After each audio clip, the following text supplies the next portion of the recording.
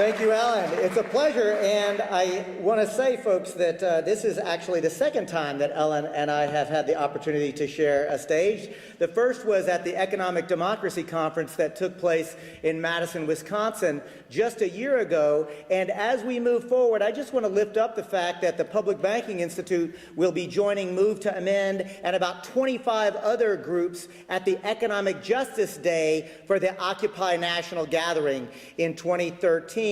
So the point is, Alan, as I listen to your opening remarks, it's not just a vision that you have, it's not just a hope you have, you are prescient, because it's beginning to happen, and it's beginning to happen now.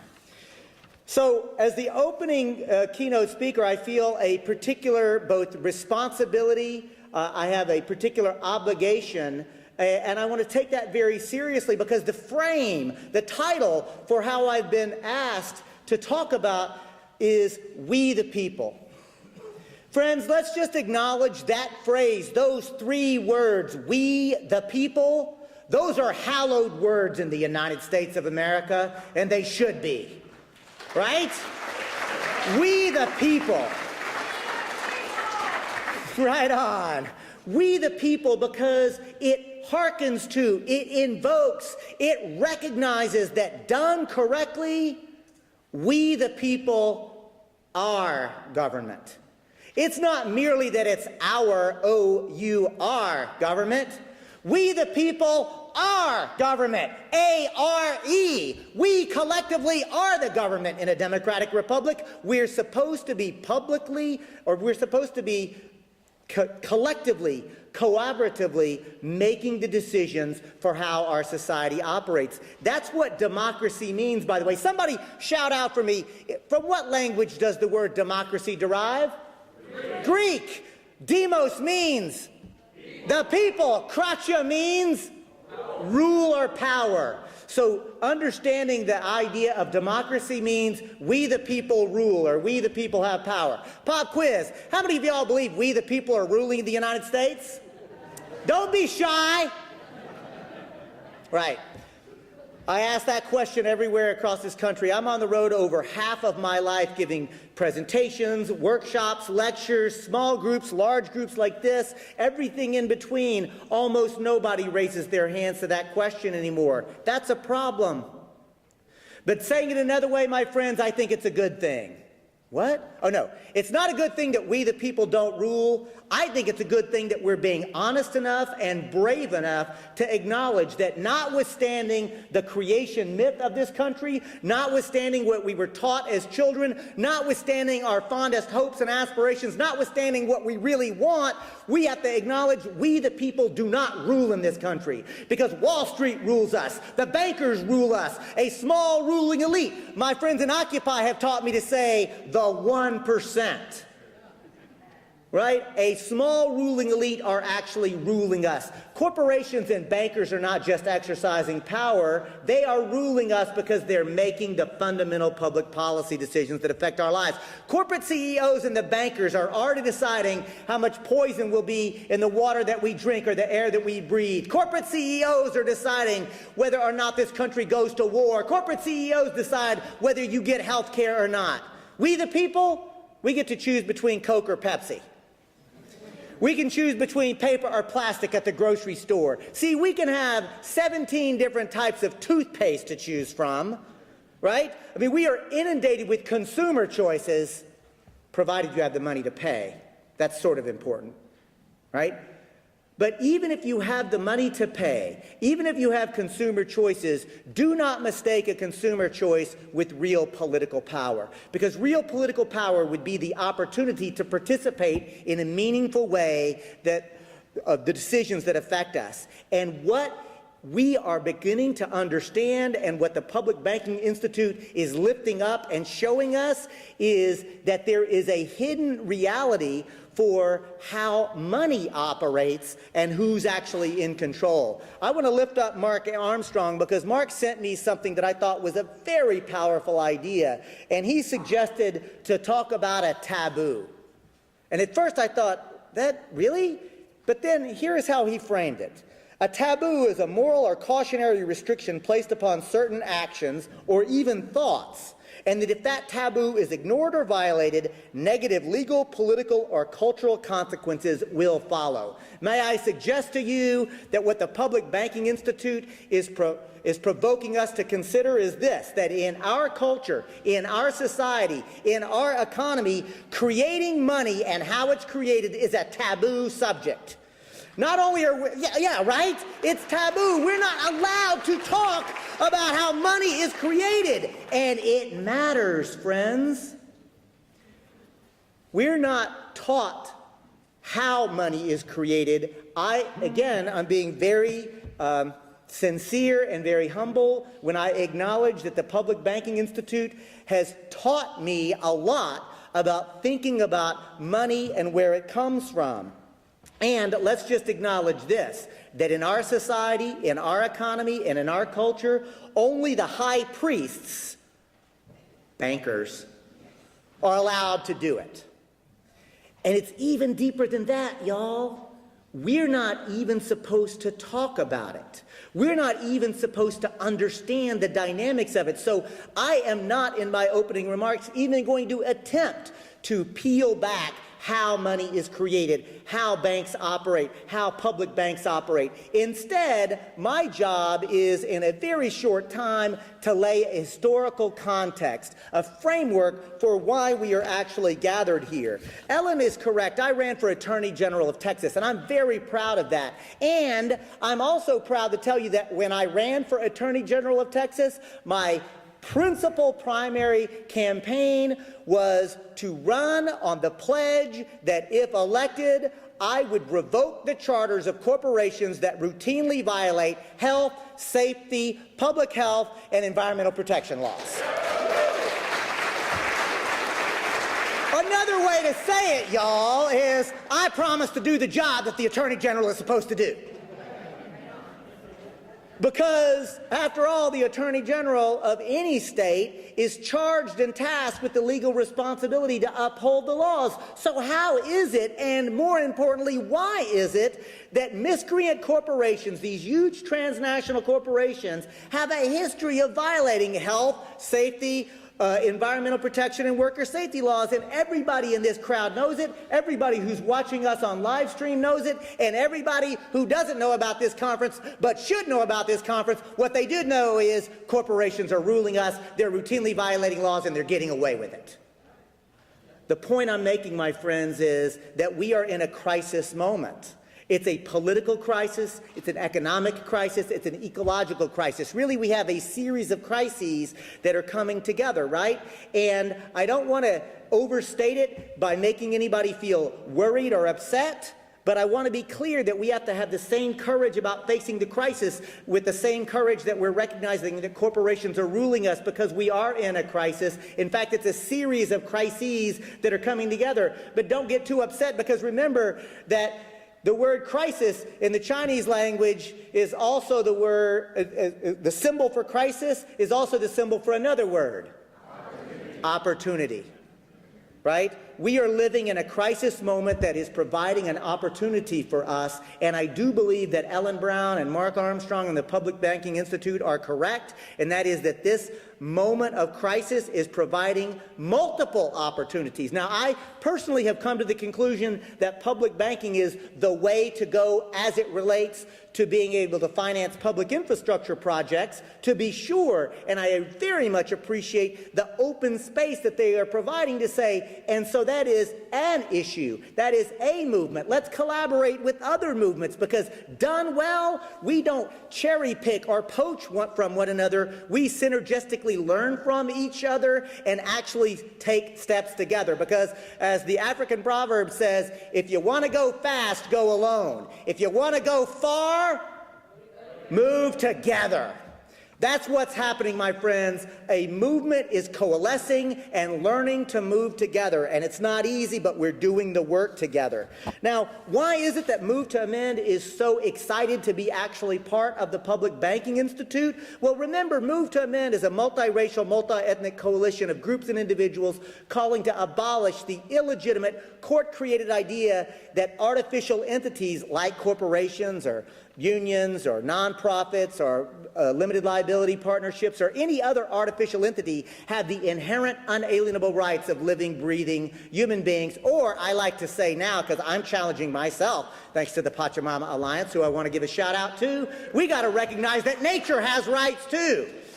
So if you are alive, there is some way that you have rights. But artificial entities like corporations or banks don't have any unalienable constitutional rights. They have legal privileges that we, the people, through our political process, should say what they are allowed or not allowed to do. But your right, sir, your right, ma'am, our rights as individual living, breathing human beings are not subject to the political process. And that's what a constitutional right means.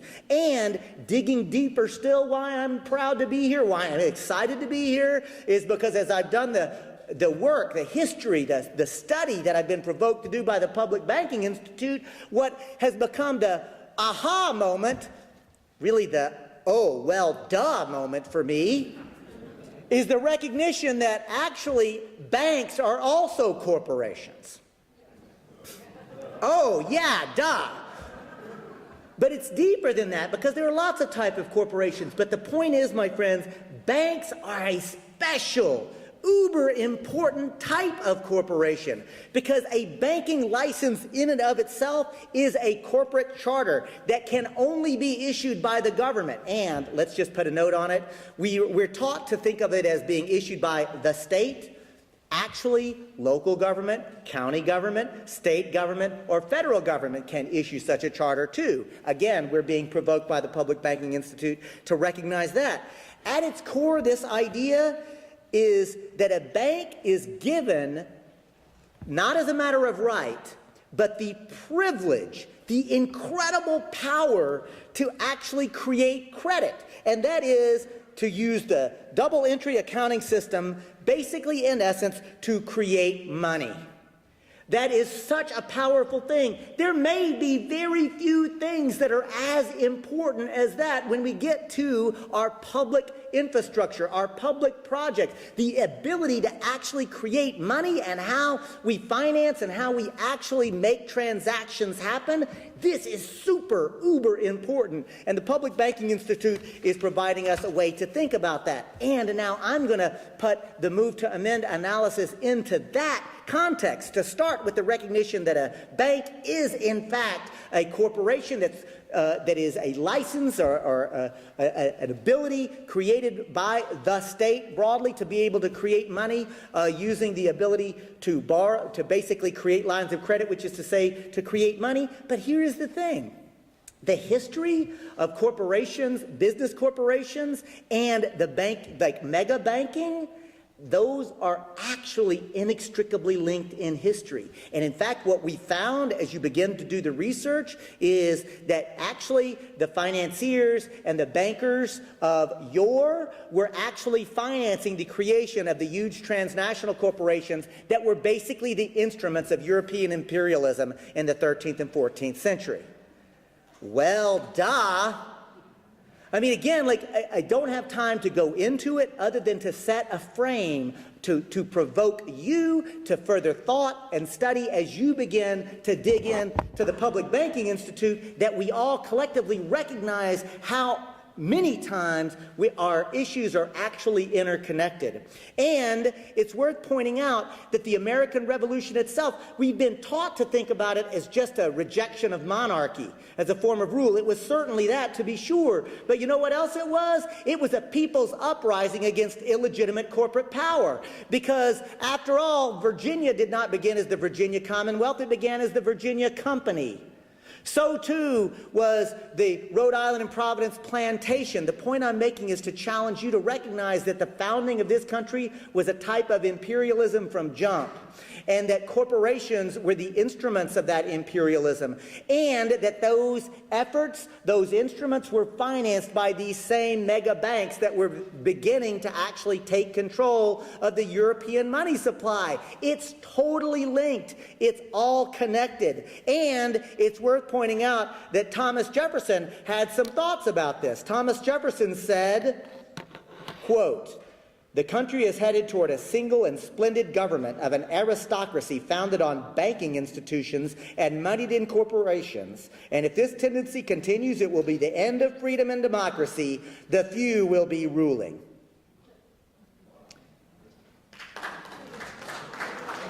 He went on, I hope we shall crush in its birth the aristocracy of our moneyed corporations, banks, which dare already to challenge our government to trial and bid defiance to the laws of our country. I sincerely believe that banking establishments are more dangerous than standing armies. All I'm getting at, my friends, is that understanding the role of the corporation, huge transnational corporations, and the banking institutions and where they come from cannot be overstated. In fact, it gets even worse when we really think about it, because I now want to turn to a political philosopher who, as a philosopher, does not often get the credit as a philosopher that he deserves. Now, it's not anyone we should emulate, but I'm talking about Benito Mussolini, who was probably the foremost thinker at a philosophical level about the idea of fascism. And Mussolini famously said, fascism should more appropriately be called corporatism because it is a merger of state and corporate power, and he thought that was a good thing. So I'm challenging us to actually come to terms with the fact that if we take ourselves seriously, and if we take the idea of huge transnational corporations actually ruling us, and if we take seriously the idea of democracy, that we the people are supposed to be in charge, there are conclusions that we have to draw from. And when you are living in a moment like this, where it is taboo to even talk about the idea of how we might actually have a functioning democratic republic, the most dangerous thing that you can do is to tell the truth to one another. I think that what we are in the beginning stages of in this country is some honest truth-telling about how a racist, sexist, class-oppressive society we live in. And, yeah, right? We got to just tell the truth. That's what's happening. And as if that's not bad enough, let's just acknowledge this. These huge transnational corporations who are financed by these huge mega banking institutions, they're destroying the planet that we depend upon for life itself. This matters.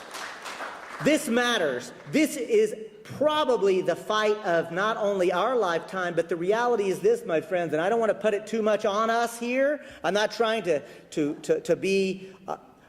go too far, but I'm trying to be sincere. It is my belief, very sincerely, that if we don't win this fight, if those of us in this room do not find the courage, if we don't find the wisdom to work together, if we don't have the ability to find ways to work together to build this movement of movements, we are doomed.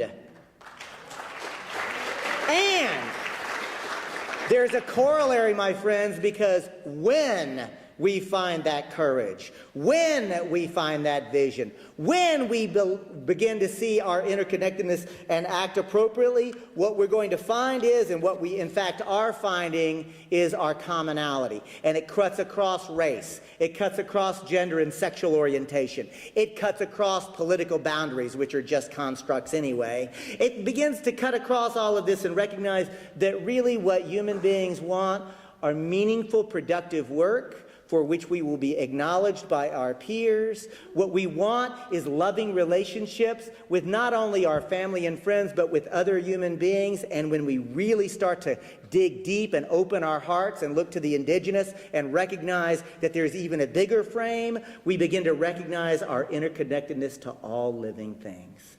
And we begin to recognize that we are part of this miraculous dancing web of life, and we've got an important role to play as stewards and part of it, but we're not above it, we're not below it, we are part of it. And that, to me, begins the process of stepping into my humanity, stepping into what it really means to be fully alive. And to me, that's what builds movements, because people don't fight against things so much as they fight for things, right? We have to learn to articulate what we're fighting for. And so, yes, we are fighting for a public bank, but that is a policy and a mechanism, because I think the reason the Public Banking Institute is taking off and the public banking movement is taking off is because really what they're showing us is we can have a fight for economic democracy. Right? We can fight and win the idea that we, the people, get to actually create the world that we want. And when we actually entertain what world do we want, it's peaceful, it's just, it's compassionate, it's loving, it's an entirely different world that we're actually looking for. So I'm going to make up some of the time where we were here today because I know we got started a little later. I want to come back to my opening remarks. We, the people, are hallowed words in this country, absolutely, positively hallowed words in this country.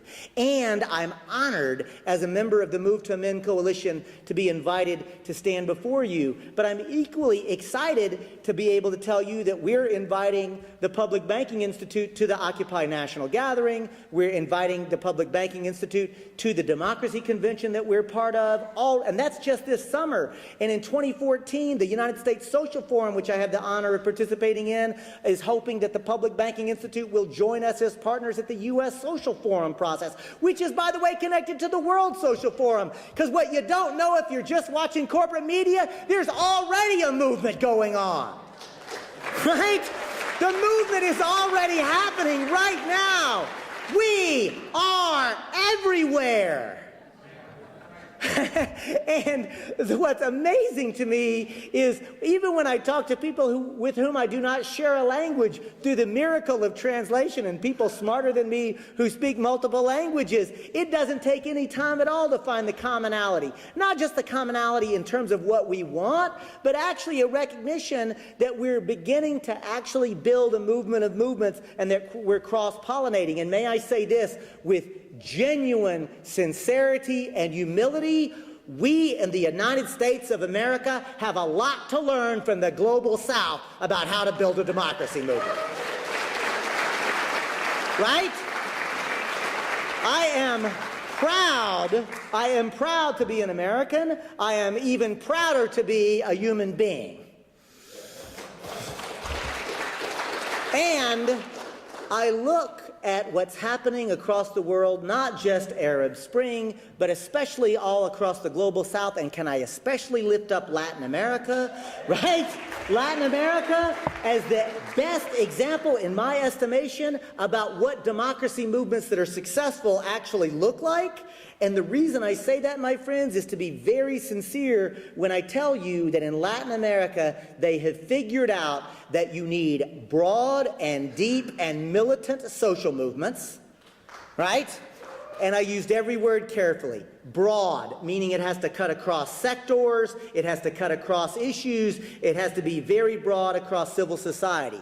It has to be deep. It actually has to be something that people are invested in. It's not just that they read a great book, and whether that is a great book, but yes, you start by reading great books, but then you have to go deeper than just reading books and thinking about it. You have to start creating opportunities where people actually have democratic experiences. Because I'll tell you, you know how you make little d Democrats, people who are committed to the democratic process? Give them an opportunity to participate in making a decision that impacts their lives, and they'll get hungry for more. Right?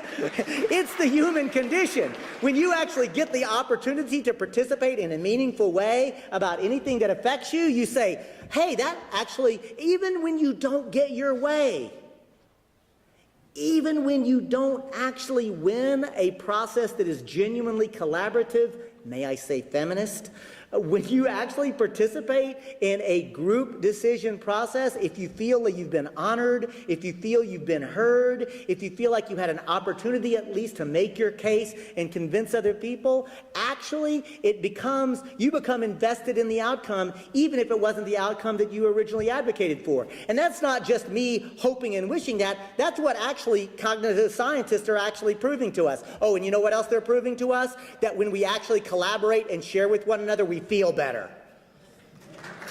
Right?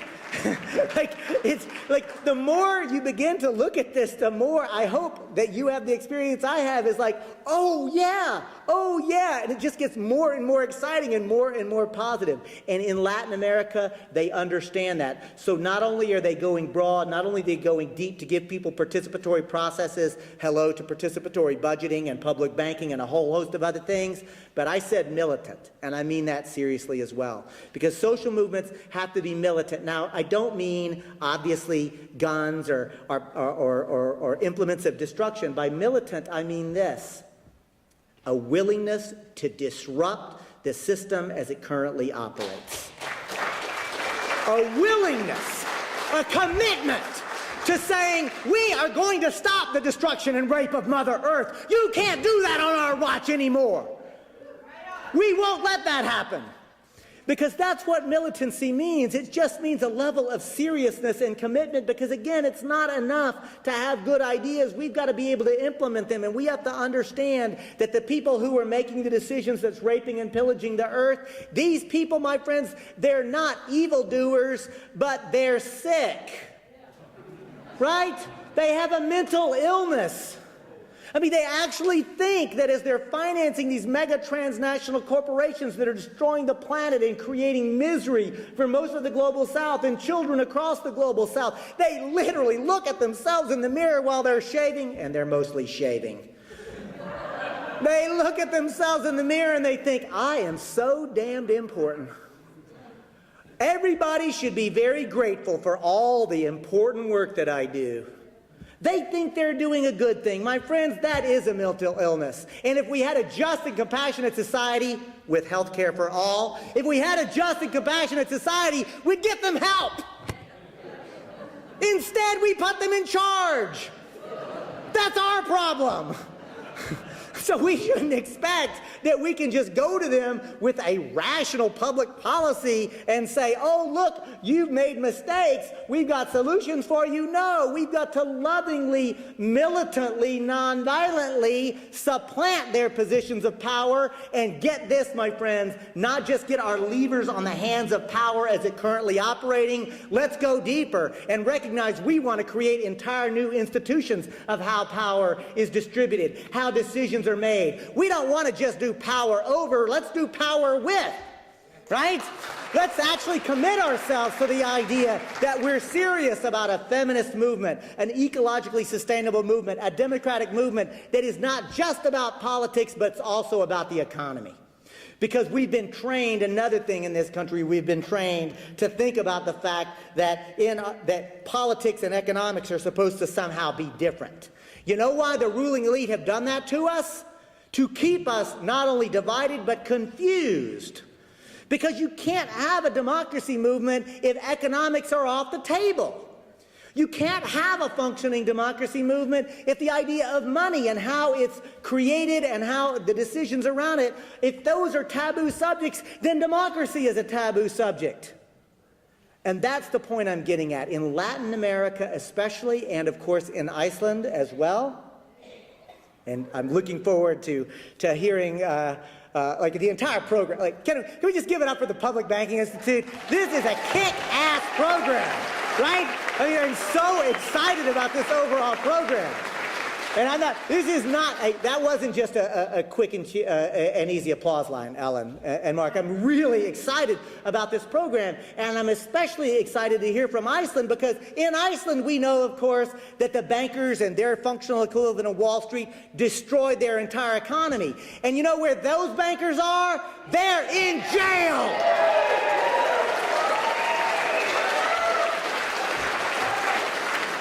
Can't help but to observe, my friends, sisters and brothers, I can't help but to observe that in our country, the huge bankers destroyed the economy, and our bankers are on the golf course. Think about that. All I'm getting at is this. If we're serious both about learning from sisters and brothers across the world, I think that we have to pay special attention to the global south. I think especially Latin America, and then I want to go up to Iceland, because not only did they put their bankers in jail, not only did they reconstitute their elected officials, as somebody at Move to Men who's calling for a constitutional amendment, They rewrote their entire Constitution in a bottom-up democratic process. No wonder most Americans don't know that happened, because that is successful, loving, compassion, nonviolent revolution. And at the end of the day, that is what I'm challenging you to think about. Is it time to think of ourselves and this movement as a loving, compassionate, nonviolent, revolutionary democracy movement where we, the people, actually rule ourselves? That's what I commit to. That's what I hope to talk to you about as we go today. And that's why I'm here at the Public Banking Institute's conference for how we actually fund this new economy. Peace. Thank you so much.